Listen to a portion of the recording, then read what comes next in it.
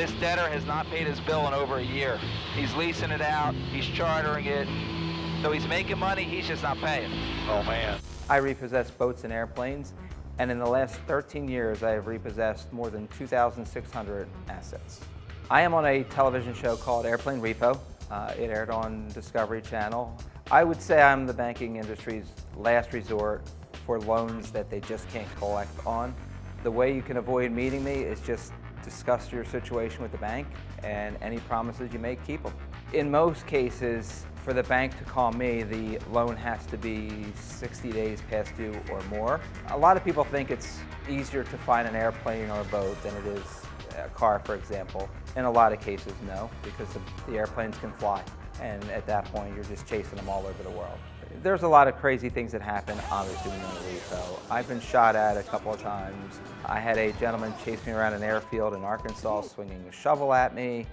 There was one yacht we picked up that was 125 foot or so, and we ended up spending over $150,000 in fuel to bring it from South America to Florida, where we ultimately sold the asset. So these expenses, they build up really, really quickly. We hire the captains, we hire the crew. Those are all just additional expenses that build up. I am flying all over the world for these jobs. Negotiation is a huge part of what I do.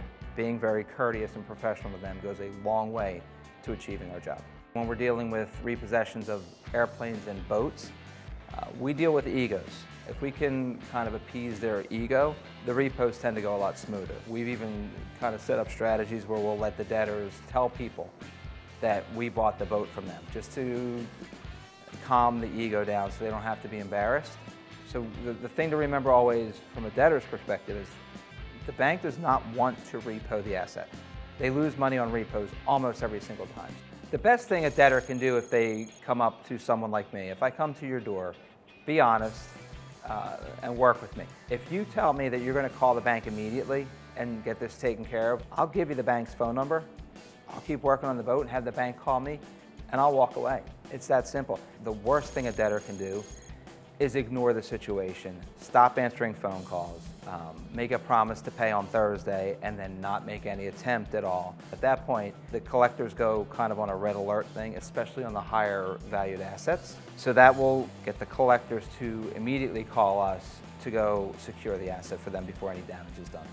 Far too many people try and keep up with the Joneses. Instead of getting a 30-foot boat that they could easily afford, they get a 50-foot boat, and that puts them right on the edge financially. So if one little thing goes wrong, they can't afford the boat, they can't afford the house next, they can't afford, and it just kind of steamrolls.